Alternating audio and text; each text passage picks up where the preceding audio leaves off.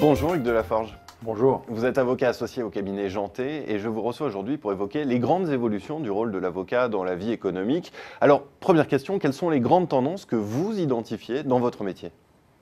Alors, je dirais que aujourd'hui, tout l'enjeu pour l'avocat, c'est de s'affirmer comme un expert. Lorsqu'il s'adresse à son client, l'avocat doit connaître parfaitement son secteur et l'écosystème de l'entreprise qu'il représente. D'ailleurs, on voit que l'organisation des cabinets suit cette tendance.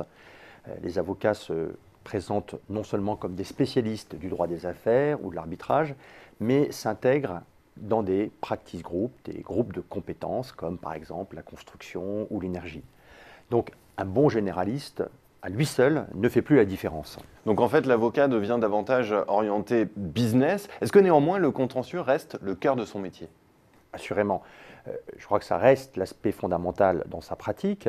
Et d'ailleurs, je suis persuadé qu'il faut cesser d'opposer aujourd'hui les avocats de projet aux avocats spécialistes du contentieux.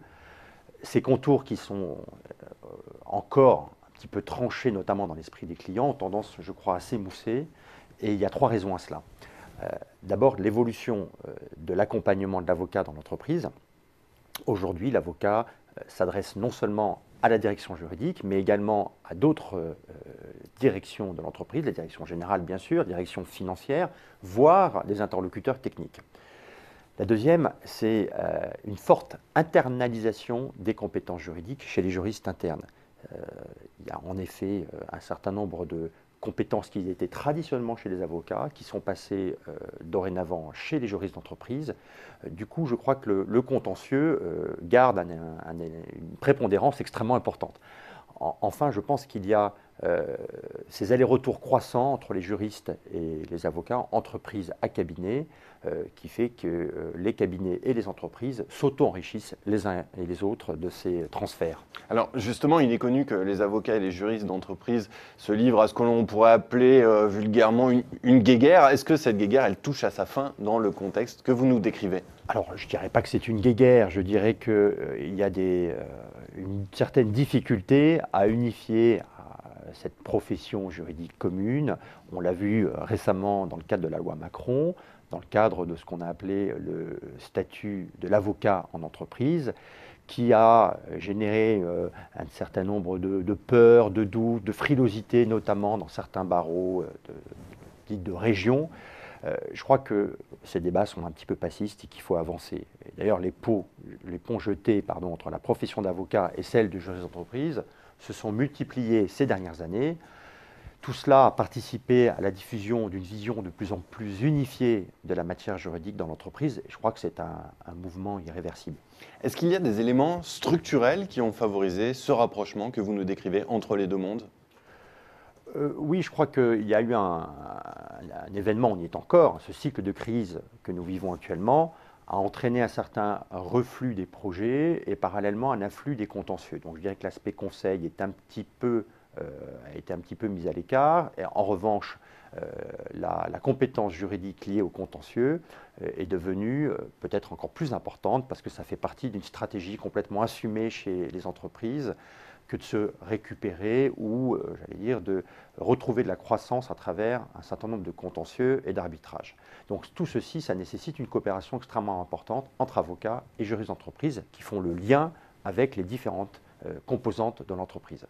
Et surtout, deuxième point, les contentieux ont pris des formes multiples. On n'est plus seulement devant le tribunal de commerce ou devant le tribunal administratif, on est d'abord en entreprise devant ce qu'on appelle un contract management, la gestion contractuelle, qui nécessite une compétence assez plurielle.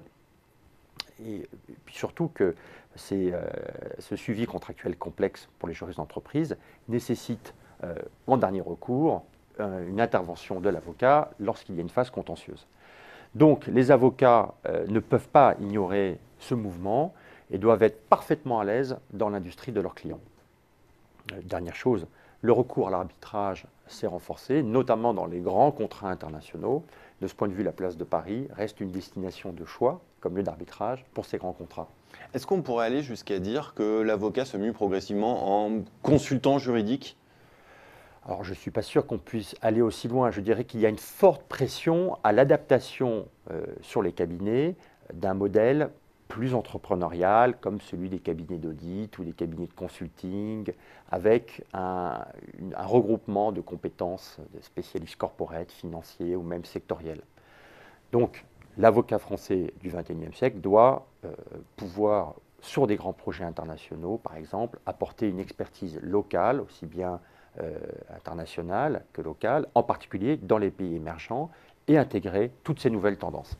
Enfin, je voudrais citer une dernière tendance qui est encore prometteuse, c'est l'avocat qui se mue progressivement en avocat lobbyiste.